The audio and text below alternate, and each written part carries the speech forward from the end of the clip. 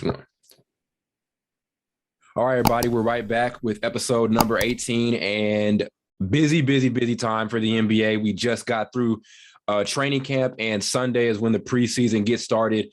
A lot of crazy stuff happened throughout training camp. There's obviously, we're going to talk a lot about it.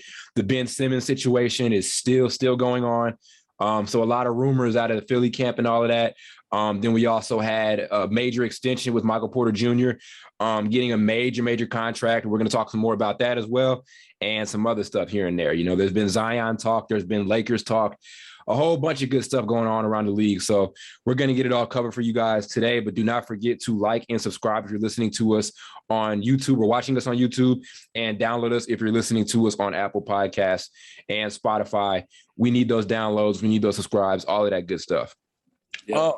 So what part of training camp or the week from training camp do you guys want to start with first? We had the Michael Porter Jr. thing. We had the Ben Simmons thing. What grabbed your guys' attention the most to where you think it should be our first topic to talk about today? I don't know. You want to go Simmons? Yeah. Yeah, go ahead. We'll go Simmons. I feel like this is how many episodes you guys say that we spent a major section talking about Ben Simmons. How many episodes do you think it's been? At least probably the last 10. Yeah. It's been, I mean, he's probably been the most talked about dude throughout the entire offseason. And right now, still really confusing when you're looking at the entire situation with the Sixers. He hasn't reported training camp, so he's kind of followed through on that. Then Doc Rivers and Daryl Morey were in that press conference, and then Doc Rivers basically tried to clean up on some of the things that he said about Ben Simmons. And then now we're seeing a rift between Ben Simmons and Joel Embiid. And then there's also some news coming out that Ben Simmons wasn't just pissed off about Doc Rivers. He was pissed with his role in Philadelphia, not just how he was used systematically, but the point that he wasn't a number one option. So that was something else that really came out with the entire, or really throughout this entire week. Carl, what were your thoughts on the new Ben Simmons updates, especially that rift between himself and Joel Embiid, and also his issue with not being a number one option? What are your thoughts on that? He has the talent to be a number one option, but he's definitely not there yet. Yeah. So I don't understand his frustration with that, because he hasn't shown them enough to be a number one option. Mm-hmm. He can't shoot. He does. It's not even that he can't shoot, because Giannis can't shoot. He's not aggressive enough. Mm-hmm.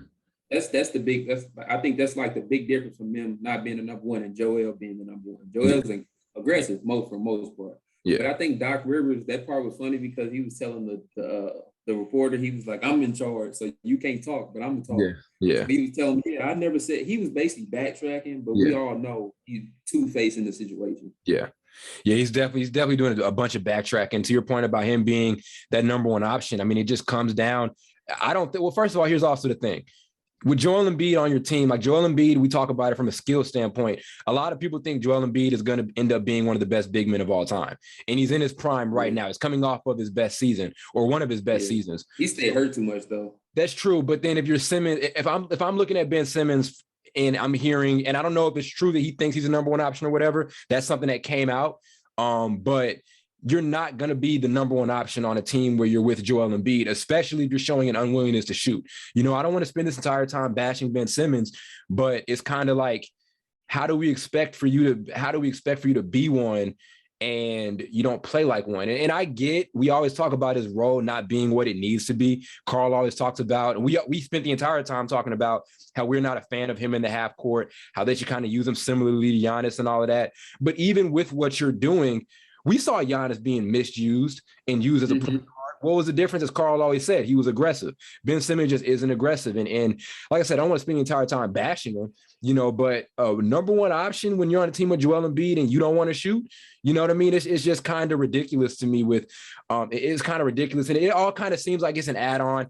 End of the day, he's really just frustrated, you know, and pissed off with what they've been doing. All this extra. Very pissed. He's pissed. All this extra number one, I want to be the number one guy and all that, it just seems kind of thrown on top of it. End of the day, just say you were pissed about the Doc Rivers situation.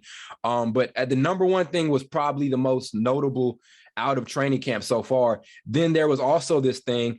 I also kind of had this feeling that they're going to want to bring him back. You know what I mean? I feel like for Philly, Blake, how optimistic are you that Philly potentially brings Ben Simmons back this season? Like, do you think it could happen? They don't want to pay him. I don't think they didn't pay him that 8 point something. So he's not coming back. Yeah. If they tried after that, he's not going to want to come back. I think you can't do that, man. I understand where it's coming from on both sides, but once you holding somebody out for that money, then I don't think he's going back there. Yeah, he's not. I think it's tough because I mean, and you're even once again, everything kind of looks like right now Doc Rivers is trying to save face because apparently a couple of days ago he said we would love to see Ben and Joel pair together and play again.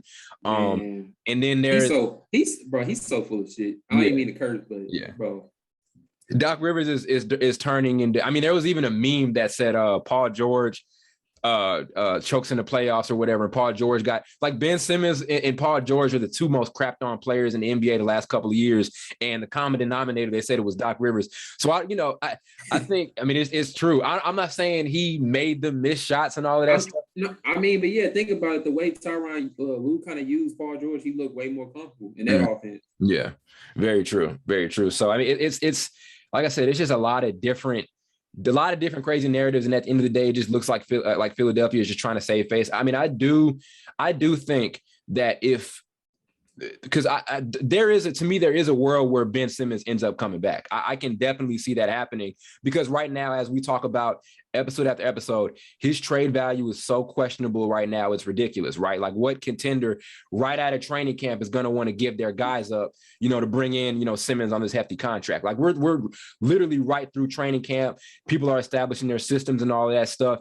And then now I just don't see anyone moving to go pick him up. And even if you're a contender right now, what you have is set.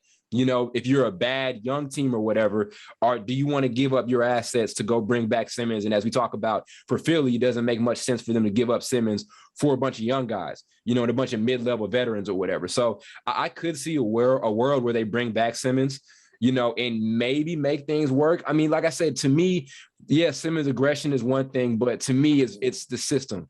To me, it's the system that really, really gets me. You know what I mean? Yeah, it is, but I just think it's too much turmoil has happened for him to go back. Yeah. Like he's waiting out of training camp for a reason. He don't want to go there no more. Yeah. And they're playing this two-faced game saying we want you back to the media, but I think in the back of their head was like, we don't have time for this drama or whatever. We really don't want to, but we're giving the media that so they don't have nothing to build off of. Yeah. I mean, also too, I mean, I'm kind of going back and forth here, but I mean, you just think about the whole offseason. The reason why a lot of the cleaning up stuff they're trying to do is funny is because they're acting like they weren't trying to trade them the whole offseason. That's what I'm saying, bro. Yeah. Like, bro, when that game happened, when they lost to the Hawks in the playoffs, the way they dog that dude is, even if you think that, you don't ever dog a teammate to the media like that. Yeah. Never. And like I said, we've seen dudes screw up in the playoffs and they still didn't get bashed. And they keep stuff by, like even the Clippers, right? Apparently, a lot of the guys like Lou Williams and Montrezl Harrell, they didn't really rock with the Paul George and Kawhi Leonard treatment and all of that and how they were getting, the priority that they were getting and all of that. But they didn't really leak that out to the media. Trez did a little bit. Trez was kind of that's why he left. That's why Trez left. But he said a couple little subliminals out there on social media, but it still wasn't press conference. If Paul ain't missed that shot from the back of the backboard, we would have been able to do something. They said Kawhi be moving a little slick. Yeah. That's what they said. They said he be doing stuff you don't think he be doing, but he's behind the scenes. He's the puppet master. That's what they said. Didn't his uncle, what his uncle like demanding like a private jet or something? His uncle used to basically run everything he did. So like he told the Lakers, we need a jet, we need a helicopter, we want him to come, we need his own clothing line. I'm like, that's it. Yeah. His own shoes.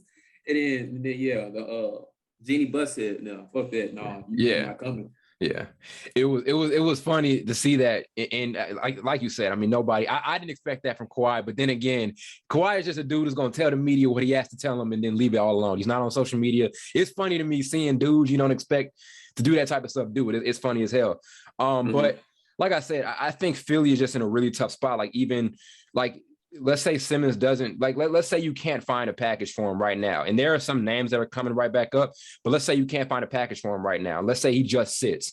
Now, what's your roster looking like? You're going to open up the season, and I'm not giving, I love Tyrese Maxey, but Tyrese Maxey looks like he's going to be their starting point guard. Like they said he was in their first unit during training camp and all of that. You know, I mean, think about how rough their start to the season is going to be for a team that really needs to finally get to this level where they need to be a championship contending team, you know? Yeah, he's pretty good, but he's not no starter type of player. Yeah. Like, he could start, but he's one of them 6-man type of, he's not but also, this is what I want to ask. Can you all see, because I can't, like, because if they trade Ben Simmons, I can honestly have confidence in saying within the next 2 years, Joel Embiid won't be there. I'm confident saying that. I think he'll still be there, but they'll just build around him now. Yeah. No, I don't know. It depends on their playoff success. Like, if they getting bounced out in the second round and it keeps happening, I don't think he is. And like we talked about that last episode, it's danger time right now with Joel Embiid. Like, and the reason that when you ask that question, the reason it makes sense is Embiid wants to win right now. He's had his personal accolades. He's regarded by some the best big man in the NBA. I think he really wants to win Defensive Player of the Year, but a title doesn't seem like it's going to happen this year or next. You know, so you lose Simmons and you start the season off with no real second option all-star or whatever. You know, you're right back in this position to where you're just a mid team. You know, and like I said, you can look at it and say they're wasting his prime right now. You know, that they're in danger of wasting his prime, you know? So, I mean, yeah, that's why that was a good point to bring up because, yeah. Yeah, I don't know. It just seems like hopefully they figure something out. But yeah, they will. I mean, they got to move and they can't just have that much money just sitting there. So, yeah. They'll figure something out. Yeah. I don't know. Was it any other training camp, I guess, stories or we getting tired of Ben Simmons? Well, I wanted to talk about that. Rondo was kind of funny in his training. I don't know if you all saw it. He made a couple comments. He was like, somebody in the reporter said AD missed me, and he started fake crying. He said, "Man, AD missed me. That's crazy." Yeah. And then he said, they asked him if AD looked strong. He was like, "I don't know." He said he'd been doing like 18 push-ups a night, but I doubt it. He did. AD did look bigger though. AD did look bigger. I don't know if you guys saw his photos, and that's good for him. Like Carl always says, whenever he gets hurt, he need to drink some milk or something like that. You know, but he did look like he got big. And a lot of, I mean, we know AD's skill set. There's nothing you can really say about it. I think a lot of it is physical, you know, just making sure his body's right and all of that. Because it does seem like whenever he falls, we're scared as hell that he's going to end up missing the entire season. You know? Yeah. But to be honest, that's just what it is about people that's 7 feet. Yeah. They always stay hurt. Yeah. Like you look at Dwight Howard, he had like probably 5 years in his prime, then he started getting hurt a lot. Yeah. Shaq started getting hurt. Ralph Sampson, way back. Ralph Sampson. Joel Embiid can't stay healthy. Yep. It's some other dudes. Kevin Durant for a while, even though he's like close to 7 feet, he had foot problems, ankle, Achilles. It's some other dudes. We had a dude that even really reached his ceiling, Greg Oden. Yeah, he didn't really get to show his play. Yeah. It's a lot of big men. Yeah, very true. With this Lakers team, I'm glad you brought him up. Like, I mean, we haven't really spent a real segment on the Lakers since probably the first 2 weeks of the show, but I'm excited to see them. I think they tip off preseason action on Sunday against Brooklyn. I said, it's good. It's fun for me to watch because I want to see how they manage the lineups. I want to see what the system is going to look like when Russell Westbrook is on the floor with LeBron and those guys. Yeah, LeBron, Carmelo, and Russ ain't playing, brother. They're not playing? They're not playing the first game. Are you serious? No, it's just bro? AD just go play. I just saw it. Oh, wow. They're not playing that first game? Mm-mm. Well, there goes my Sunday. I told you that's what the preseason does. Like sometimes they won't even play like a game. Why ain't LeBron playing? Anthony Davis playing. I mean, I guess LeBron ain't playing because he's like 38. Man, Anthony Davis playing, but LeBron ain't playing in the preseason. Yeah, because I saw a thing. I'm like pretty sure I saw a post. They definitely said, yeah, Russ. I'm surprised Russ not playing though. Yeah, that pissed me off because I was hyped as hell for that. I was like looking forward to it. I'm preseason is like I was talking to my coworkers about it. They said, "What are you gonna do this weekend?" I said, "Probably hang out with my friends and check out this preseason game." And they're like, "You ain't catching the preseason." I was right. They ain't playing. Ariza not playing either. I don't know why Ariza got excuse not to play. I don't mean to sound scared, but dude, it's the first preseason game, bro. I mean, it's on NBA TV. It's not like it's on TNT or anything like that. So I don't know. I mean, in Brooklyn, Kyrie's probably not gonna play. I don't know. Yeah. Well, yeah. Damn. Well, there goes that. I was hyped to see that. You got to watch some football. Oh yeah, man. Man. Damn it. Well, there goes that. And also on top of it, I got YouTube TV and they just cut off NBC So there's a chance I won't even be able to see the Sunday night football game. So there goes some of my sports. You screwed. Yeah. You down bad. That pissed me off, man. But yeah, no, I'm excited to see LA. You know, their chemistry is off the charts. That's one thing a lot of people have been talking about. And that's one thing they've been raving about it as a team is they're getting there and they're all buying in. You know, it even seems like Kendrick Nunn and Malik Monk, those are young guys who could have taken the route to stay in their respective positions. Kendrick Nunn could have went to another team or whatever, and then they could have been putting up their numbers or all of that, and just kind of done taking more of the individual route. But they came here, they want to win, they want to play, under those veterans and all of that. Melo's here, and he's saying he's come here to play his role and do what he needs to do to win. Same with Same with Russell Westbrook. Melo. I said Melo twice.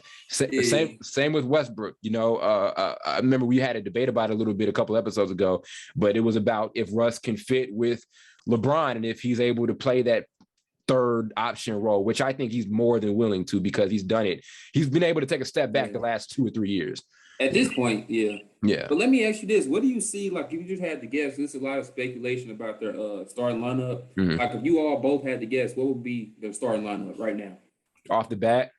Yeah. I go Russ. Let's check me if I'm missing somebody because I feel like I'm missing somebody. I go Russ. I want to say Wayne Ellington. Yeah, they didn't say it. They didn't mock lineups that people came up with. They didn't. A lot of people had Wayne in there. I'm surprised at that, but yeah. I think maybe to start off, let me know if I'm missing names, but maybe Melo. And look, I know LeBron, they're going to experiment with him playing the 4 and AD is going to play the 5. That's what I think. I mean, Blake, do you have any other ideas on what their 5 is going to be? Probably Russ, Malik Monk, LeBron, AD, maybe Dwight. Yeah. Either Dwight or Melo, one of the two. Yeah, they have so many options, bro. It's they do. They also there's an AD starting at the 5 thing too. I remember somebody made a good point. They said that could kind of be a little bit of a risk because now he has to bang down low a lot more, have to do a lot more rebounding. I do think he's going to have a career year when it comes to rebounds, but the game's going to be a lot more physical for him. So that's going to be something to look out for if you're the Lakers, playing him at the 5, which is something he hasn't done his whole career. I think Brian, I'm not even naming positions, I'm just naming people. Brian go play, of course, Russ, AD, and then the last 2 is the ones that's kind of like, are they go play Malik Monk, Wayne Ellington, or Trevor Ariza? Yeah. As far as like the stretch, like shooting guard, or then are they go start Melo? They probably are. Yeah, you know what though? Thing about Melo is, would you want to? I mean, I don't want to do this thing where I'm saying, do you want to start Carmelo Anthony? But defensively, it wouldn't make much sense. Like I know teams, when they have the opportunity to be really good on both ends to start the game off, they're going to take that opportunity. So I could definitely see Trevor Ariza starting over Carmelo. And that's no disrespect at all to Melo, but defensively, he's not what we want him to be. And this Lakers team's identity is going to be defense.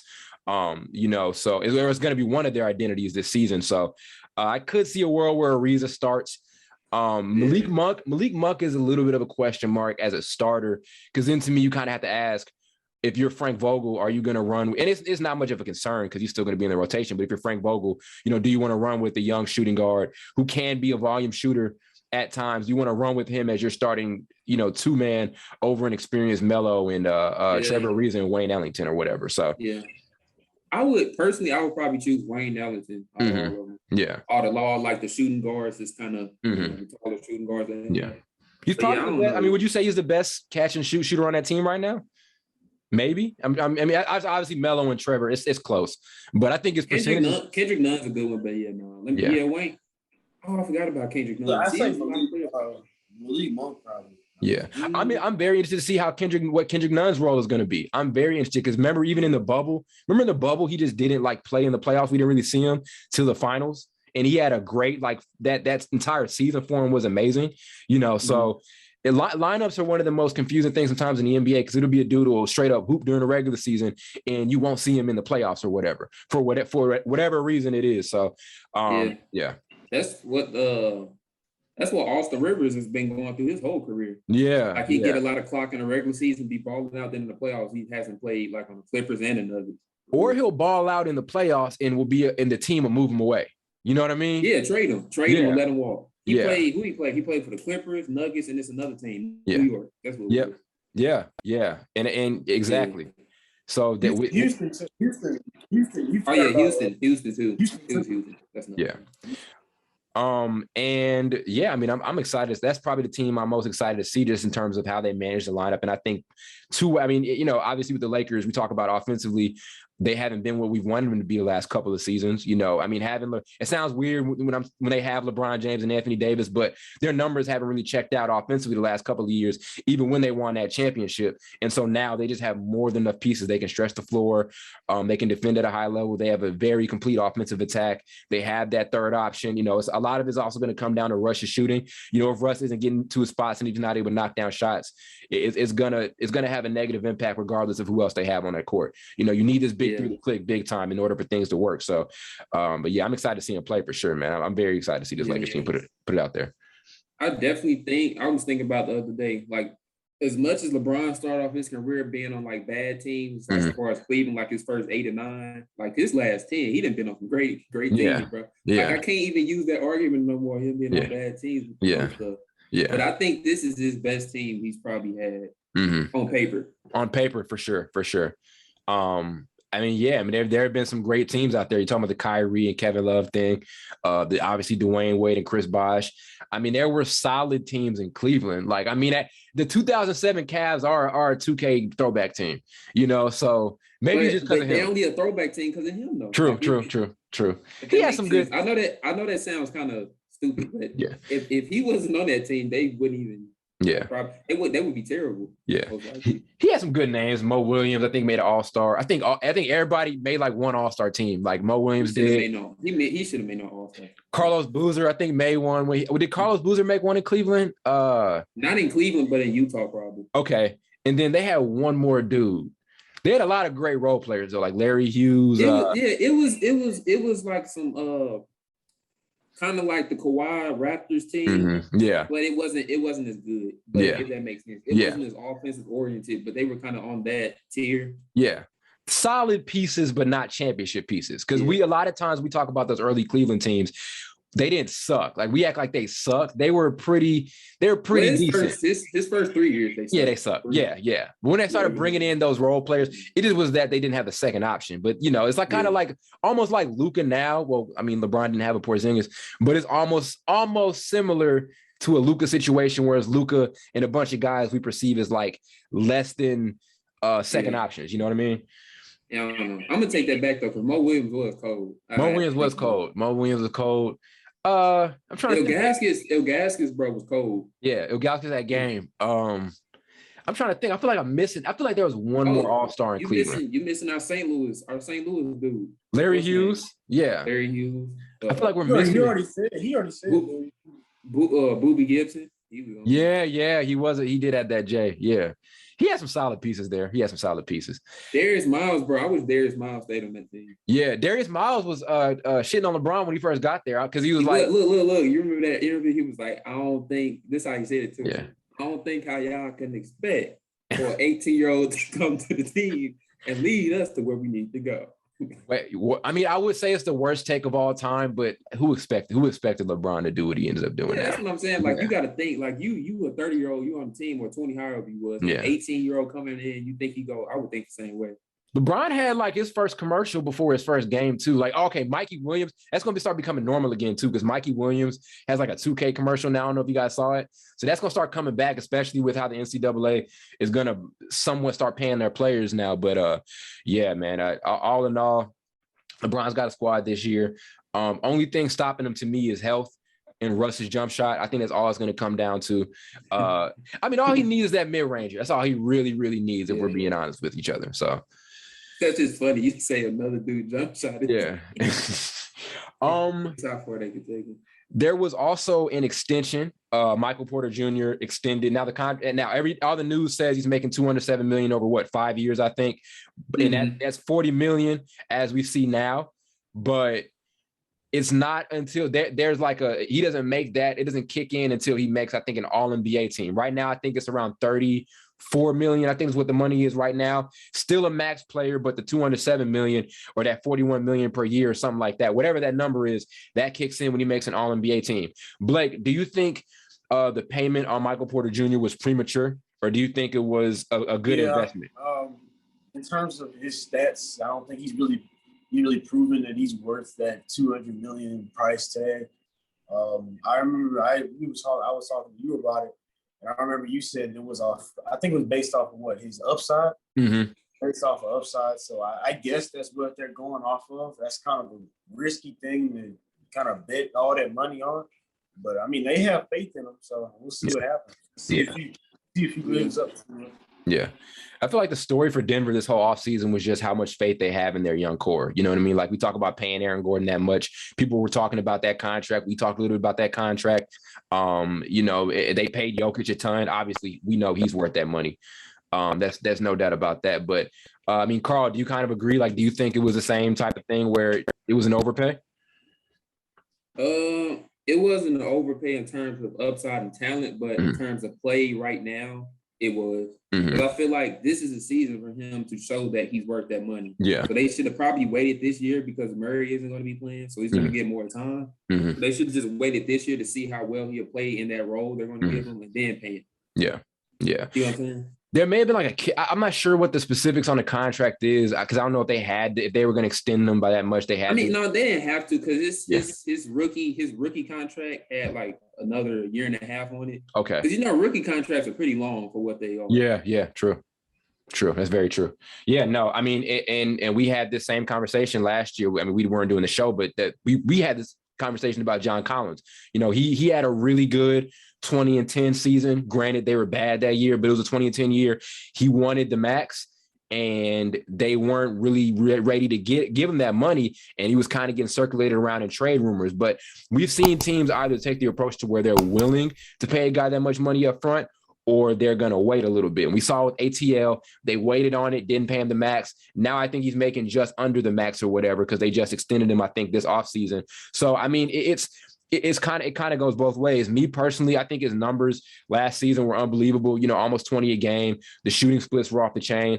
Defensively, he still has a lot of stuff to show. And I agree with Carr. Like, this is the season for him to prove that he's that second option. This is literally the season. Like, last year was cool. He wasn't expecting to be that second option player because of the Murray injury and how sudden it was.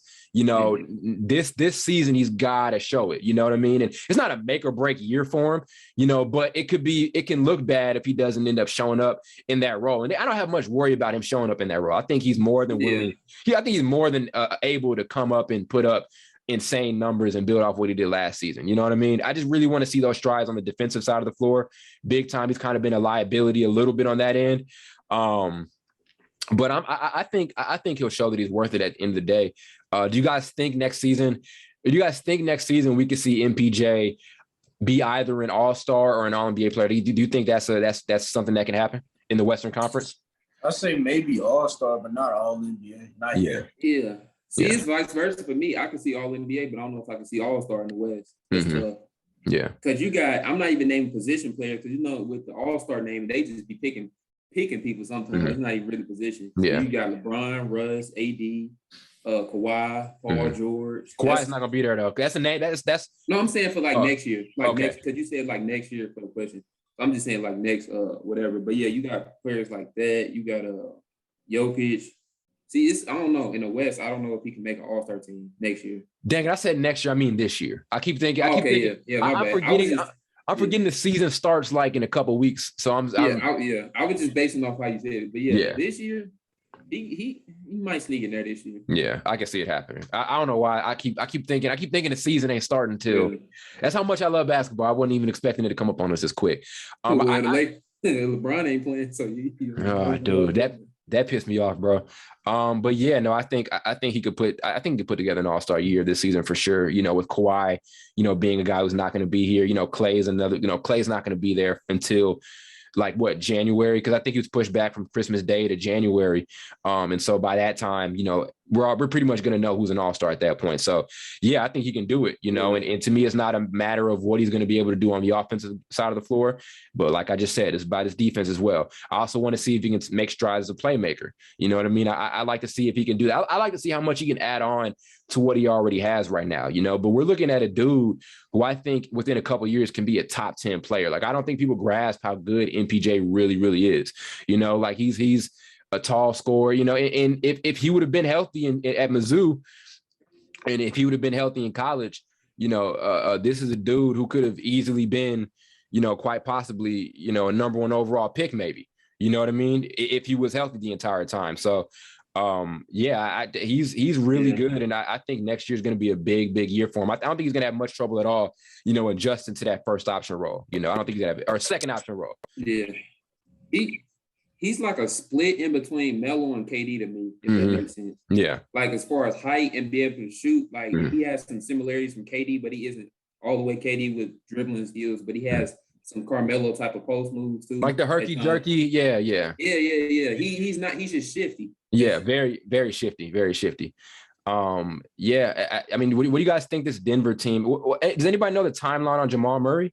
Like, does anybody know? Oh, it's if anything, it's going to be like at the start of the playoffs, maybe not in the playoffs at all, maybe the whole year. Okay. So let's assume Murray, that's almost a tough question. Let's assume Murray doesn't come back. And let's assume MPJ does have this insane season and becomes like this perfect substitute for Jamal Murray. What do you think the ceiling on a Denver Nuggets team is at that point? Western Conference Finals. Okay. Yeah. I can see them if say they face a team like Phoenix, which I don't think might not be possible. It just depends on the seeding. But I think they can tussle with Phoenix and maybe know who they might beat them because that Denver is deeper than you think. Yes. Like they can definitely beat Phoenix without Jamal Murray. Like the series we saw last season, I was kind of confused by it because I really thought they could compete more. Yeah. They kind of just gave up on some of them games. Yeah. But, yeah, I can definitely see them making the Western Conference Finals and then, getting smoked by them boys. I'll give it to them though. They can make anybody they play in a playoff series, they can give it a very tough time. I think they can give the Lakers. I don't think they're going to beat the Lakers, but I think they can give the Lakers a hell of a competition. Same goes if they play the Warriors. I think the Warriors are going to beat them, but that's going to be a fun series. The last time we got Denver versus Golden State in a playoff series was 2013. And that was like around the time I really first started paying attention to the NBA. That was a fun ass playoff series. Who was on that team? On that Denver team? Okay, we had Danilo Gallinari, we had JaVale McGee, there was Ty Lawson. Kenneth Faried. You going way back. You said that was when Kenneth Faried was first starting to do his thing. The manimal. Yep. And that series was, it wasn't Curry's coming out party because he had the 50-point game that same season, but it was kind of his first major playoff moment. One of his first major playoff moments. We did a post on it a couple weeks ago too. I love to see it. Denver's playoff atmosphere is going to be so fun to watch. That's one thing I missed these last couple of years because of this COVID stuff is the playoff atmosphere from the Pepsi Center, because they get hyped as hell. So I can't wait to see it, bro. I think Denver's going to be pretty solid. There was some solid additions here and there. Jeff Green was a guy they picked up, that a lot of people forgot about. So he's a good vet to bring off your bench, can defend, can be pretty versatile on the offensive side of the game. So I think they're going to be pretty solid. I don't know if this is going to be a championship year for them. I still think they're like a piece away from being that championship team, but they've got time, and I'm glad they've shown this willingness to invest in their young guys. They really have shown that level of trust in them, especially with MPJ, because it's only MPJ's second season, really his first full season of showing that he's like, he's going to end up being this really good player. So I don't think he had, that first season in Denver, he was kind of in there for bits and pieces. I remember we were talking about like, they're not playing MPJ enough. We show flashes of everything, but I think you just said that maybe if they, I don't know if they're going to play Bobo. That bro, like if they play him, they can really go far. I agree. And defensively, I think he can solve a ton of their issues. Bobo is a super, super versatile player, bro. And on both ends, offensively, you can use him as a catch and shoot guy. If you use him in the second rotation, can bring the ball up court, make plays, can knock down shots off the dribble. And defensively, like I said, they had a lot of problems out of the pick and roll. Remember, Chris Paul was just I don't think I got hyped over wide open mid-range jumpers before seeing Chris Paul do what he did, last year in that playoff series against Denver. But I think, Bobo can solve a lot of their defensive issues. I think some lineups with Aaron Gordon and Bobo out there together, I think they can turn themselves into, a pretty good defensive team. They've been solid the last couple of years. But I think they can kind of take it a step further if they use them in the rotation and in the lineup. And if MPJ is also able to make strides on the defensive end as well, so they're going to be just fine next year. But I'm excited to see what Denver's able to put together. What else happened at a training camp? There's a lot. Oh, there was Zion. There was Zion Williamson, and we had some jokes for Zion because he was looking a little bigger than usual. But what just came out was I think he had foot surgery this offseason, which not a lot of people talked about. How concerned are we at this point? And maybe this seems premature, and this is for anybody to answer. How concerned are we at this point for Zion's future when it comes to his health, as it relates to his health and stuff like that? Because now we're talking about, I mean, at Duke, there was an injury. In high school, there was an injury. And now we're talking about a foot surgery for a guy who relies pretty much at this point solely on athleticism to do his thing. So how concerned are we concerned at all about Zion's health, as far as, his future and everything? No, I don't. I mean, he's a big dude. I don't think there's nothing wrong with it, dude. It's just okay. So for people that's like built like him, I think weight wise, you can kind of fluctuate a little bit up and down, up and down. So it really sometimes I know it can look like he's gained weight, but it's just the body type he has. I don't think he can really help it. Mm-hmm. I know people have been saying like he needs to lose 20, 30 pounds, but if he's doing this at the weight he's at now, like 280, let him keep going as long as he's staying fit. But that's just the way he's built. Yeah, you can't change the way somebody built. Yeah. I think people say it because they want him to last longer in the league, and they don't want him to keep having like problems. Like he got foot surgery for a reason. That's what I'm saying. That's where the concern comes in. They're saying he needs to lose weight, even though he's not fat at all. He just like he's like a thick, like muscular dude. But they just saying that they think he needs to lose some more weight so he won't run into those problems, or decrease his chances of running into like foot problems, knee problems at that height. Yeah. As high as he jumped to, yeah.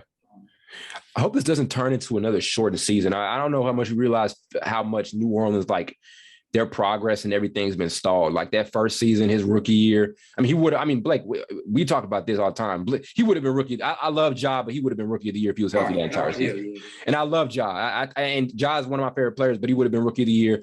Then there was the second season. They finally had some momentum. Then the bubble freaking happened. And, and then there's just last season, where they just made some questionable moves in the front office and had a lineup that didn't make any sense, and they just sucked. And then now you move away a guy who a lot of us were hoping, or a lot of Pelicans fans were hoping would develop under this, in that city in Lonzo Ball. You move him away to Chicago, and I'm not mad at what they have right now, but if we start the season off on this, on this thing where Zion's going to be hurt from the get-go, and his minutes are going to be managed. A foot surgery is his time is going to be managed, and looked at very closely, so I don't even realize how much the Pelicans development has really been in their process, has really been stalled. It's been stalled big time. And it's a team that I think should have been in the playoffs by 2 years ago. Now I don't even think we think they're going to be in the playoffs this season, so. Yeah. I feel like New Orleans is like, unfortunately, I feel like they're in the wrong conference. I feel like they should be an East team.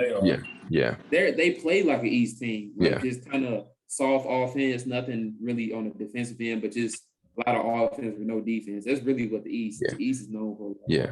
They're in the mid. They're like they're the definition of mid. Like everything about the Pelicans right now is like, they're just not great at anything. And they've had talent, but they're just not really good at anything. So maybe the coaching change helps. But like I said, I think it's really concerning right now that our best player is going to be back in this position, almost similar to his rookie year, to where he's going to have his time looked at very closely. And I hope it doesn't come to this. I mean, obviously it's a different coaching situation.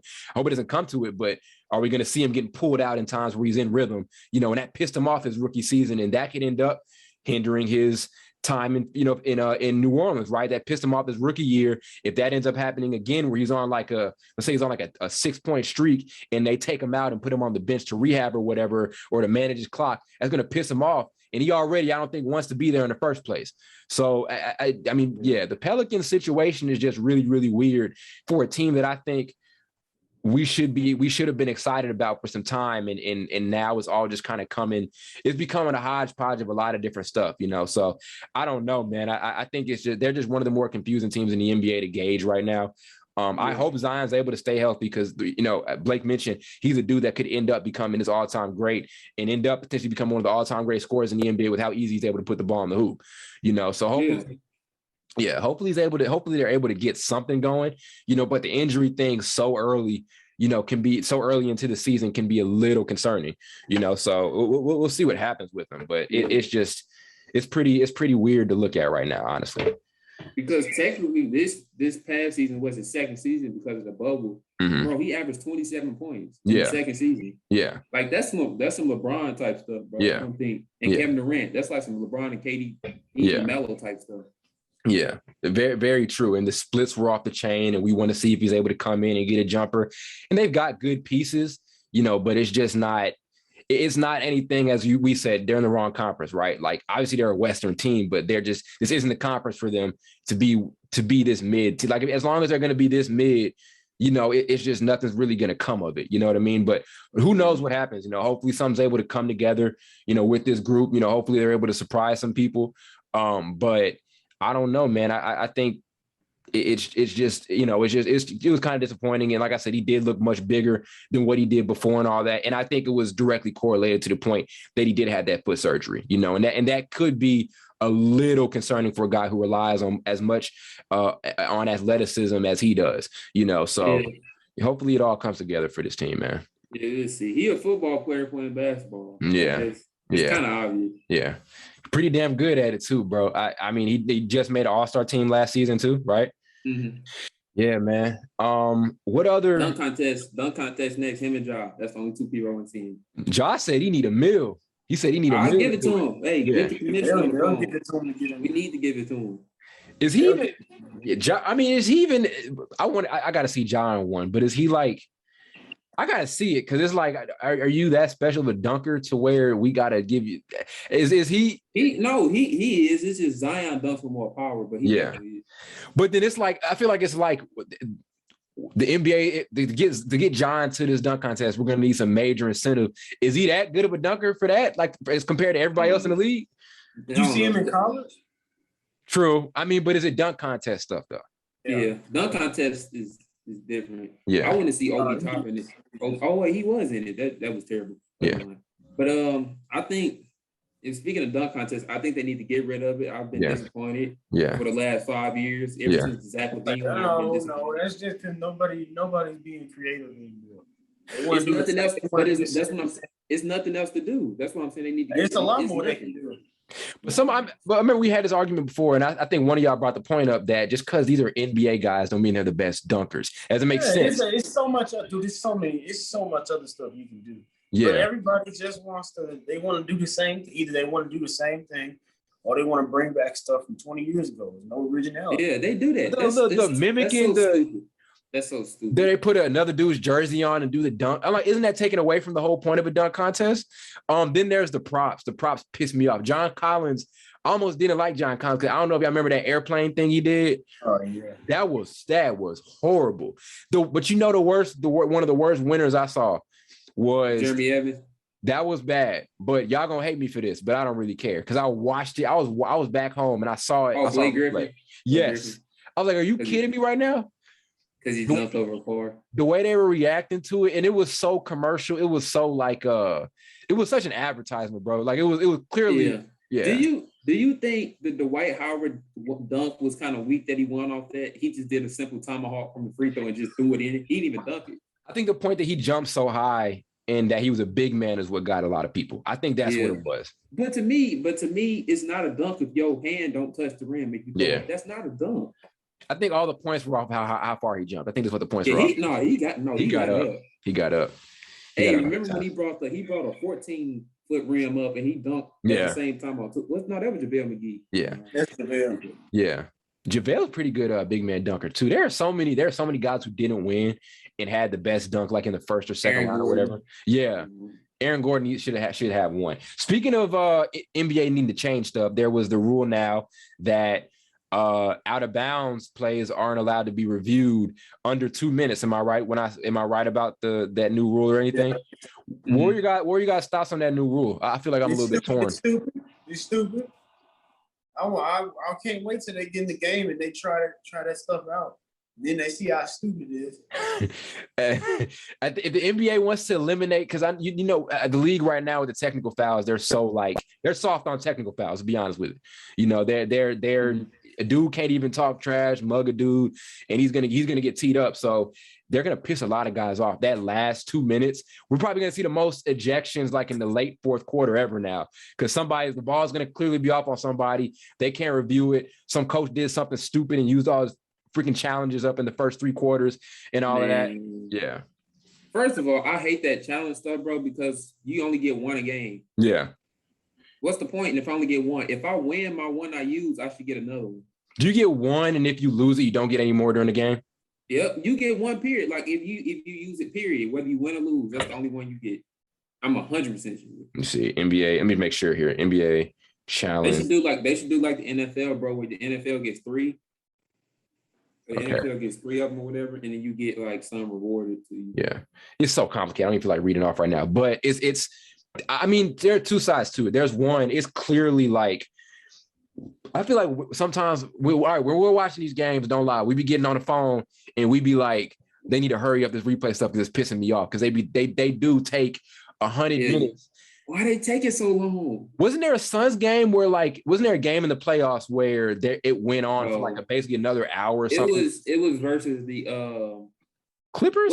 Was it the Clippers that are out of bounds call that we was talking about, where it was technically off of them? But if you play in the ball, if you play like 1-on-1 or 5-on-5, you ain't gonna say it was off of them, because most of the time when somebody somebody hits it out of your hand, you always assume it's off them instead. I think that was against the Clippers.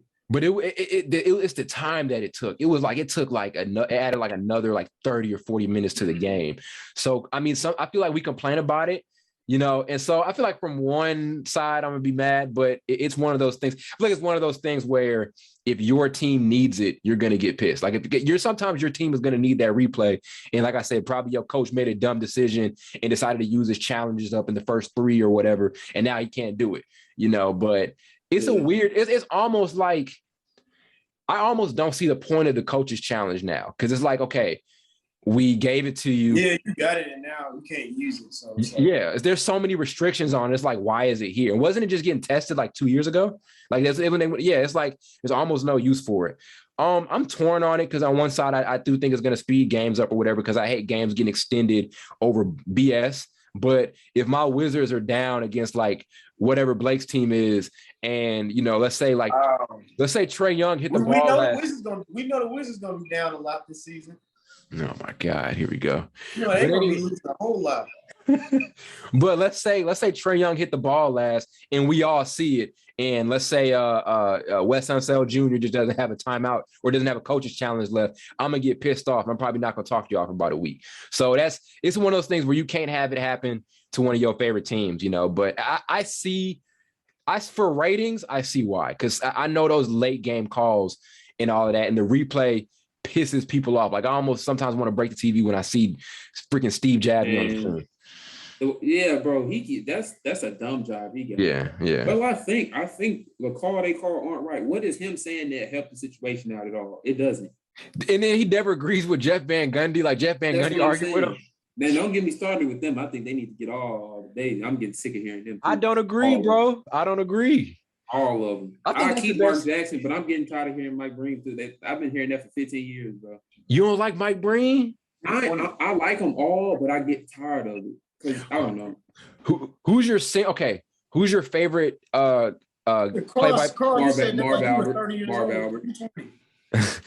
Give me your favorite play-by-play guy, and then your favorite color commentator. Color commentator is like a player or whatever. Your second guy. So. Marv Albert is my favorite, and then he just retired, I think. But player, Chris Webber, I think. And they let Chris Webber was my favorite, and he part ways with TNT. Chris Webber was my favorite. My favorite was when he got pissed off with Houston. He was like, they have no right to be taking these shots. But my favorite play-by-play has to be Mike Breen, bro. They bang on it. NBA, ESPN on a Sunday, bro, in the Garden or whatever, something. Somebody hit that 3 late fourth quarter. Man, that's what's up. That's memories right there. What about you? Mine is Gus Johnson. Who's Gus Johnson? Who's Gus Johnson? He used to call. He does He does everything. College football too. He does college, NFL, and basketball too. Yeah. Really? He used to when the Bucks used to be in the Bradley Center. He used to do those games. Okay. The funniest one, I mean, I've never watched their games actually locally, but it's the Hornets dude. That dude is hilarious. That dude is absolutely hilarious. The most annoying is Indiana's though, because they're by that one, bro. Yeah. No, the most annoying is Utah. I don't think I know Utah's. I don't think I know Utah. No, you know, it's just annoying.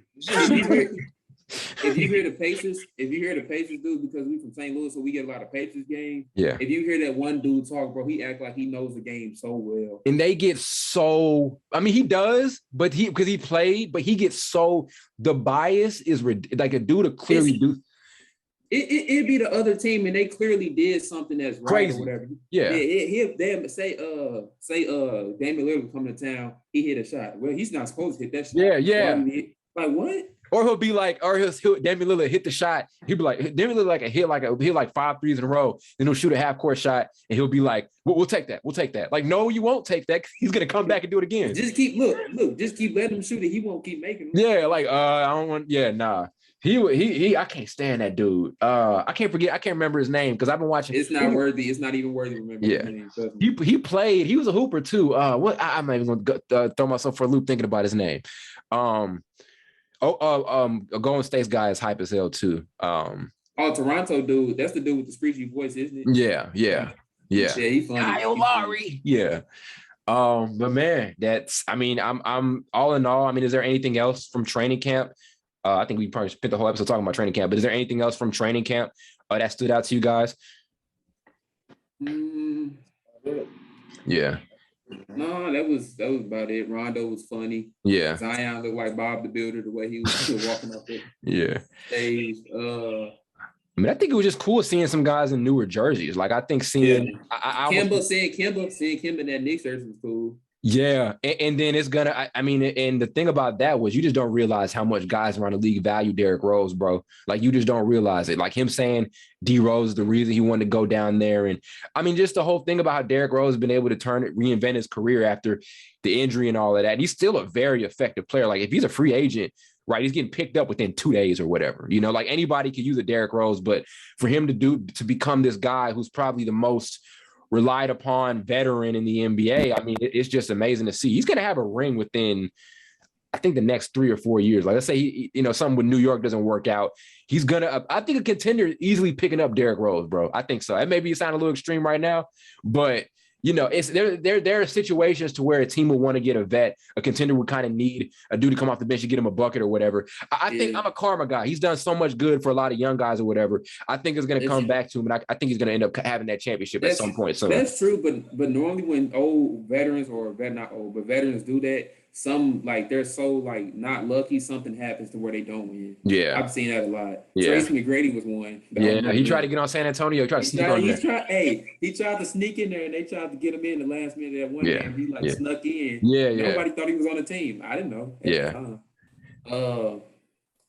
Of course, we got Chris Paul. Unfortunately, he lost. This stuff happened. He's got time. He'll get one. I don't know. I think that was his last chance. I don't think he'll get it in Phoenix. I think he'll get it he'll get it in a Carmelo Anthony role. That's why I think he'll get a ring. Cause see, DeMarcus Cousins, he tried to join that team, stuffed in right when he got hurt. It's a lot of situations. Yeah. Hopefully he can find one because there's probably nobody. I mean, okay, after Russ, I think after Russell Westbrook and Melo, they're obviously if one wins a ring, other guy's gonna have to win it. I think D Rose. You sure? I don't think so. This dude tripping. You almost had me thinking I was stupid for a second, but I think Derrick Rose after those guys is the guy that I think I really want to see win a ring right after those two, in my opinion. So, yeah, bro. Preseason is Sunday. I'm really actually kind of pissed off that LeBron and Russ aren't playing because I was looking forward to that. And Melo. Yeah, and Melo. So damn, and it's like Kyrie's not gonna be playing, so it's just like it's a waste a little bit. But hope that it'll still be cool. Yeah, we'll see about my boy Kyrie. We'll see about that. Also, my Wizards are in the red zone a little bit too with my boy Beal, but hopefully that stuff works itself out. But preseason is next week. Hype for it. Hype for the season to get started. Yeah, man, we're getting into it, man. NBA never stops, bro. Even as soon as the season's over with, as soon as the finals are over with, we're right back in the news. Yeah. 2K. Right back in the news, bro. Right back in the news. So, yeah, man. Don't forget, y'all. Like and subscribe on YouTube. And download us on Spotify and Apple Podcasts. Shout out to you guys for Apple Podcasts, especially y'all in Canada. We're top 40 right now on basketball podcasts, and we're in the top 200 right now in the United States for basketball podcasts, and that means a ton to us. And that's just on Apple, so that means a lot to us. Thanks to the people. We're at 141 subscribers right now, which is smashing our December goal. So we're a little bit ahead of the game right now. So we got to, still got a lot of work to do. Keep grinding, all of that stuff. Anything you want to say, Carl or Blake? Nah, just run it up. Run it up. God is good, and follow us on Twitter and Instagram and all that. Yes, sir. Yes, sir. Before you go to bed, that's what you got to do. We don't a little bucket list. Say your prayers and then follow. That too, but don't go the rest of your life without subscribing to one of our accounts. That's just you can't. You gotta do it. If y'all don't run up the downloads, next episode we just gonna record an hour long of us just not saying nothing and looking in the camera. We gonna look at the camera. Y'all gonna know why we looking at it too. All right, y'all. That's what we got for y'all, and we will see you guys back on Monday morning or Monday afternoon, whichever we decide to drop it, for episode number 19. It'll be 19. 19. We'll see. Hold on. Let's get it up here. Let's see. I think it's 19. It's 19. Okay. Hold on. Let me make. I don't want to. It'll take me a while. It is. It's 18. It's 18? Okay. Yeah, okay. We'll see y'all for next episode. Because remember when you posted that one episode. This dude. He doesn't drink that. He's holding up Blake is holding up a box of Cinnamon Toast Crunch. He doesn't, I don't know why he's doing it, but he doesn't eat it with milk. So just want to let y'all know. I don't eat cereal with milk. Psychopath activity. That's nasty. Yeah. Cereal with milk is nasty. Yeah. But remember when you was posting like the episodes on Spotify, Apple, it was listed as 16, but it was 17. Oh yeah, it is 18, I think. Yeah. I thought it was I think it's 19. No, bro, I'm like 100%. Maybe I got my count wrong. I swear it's 19. Bro. Maybe I'm confusing y'all. Maybe I got my count wrong. I probably do. No, you are confused. You must be confused. And I know it's 19. All right, y'all. It's not, bro. It's literally 18. We'll settle this debate soon. We'll see y'all next episode. Hang this up, bro. Get this dude off. Yeah, damn camera, bro.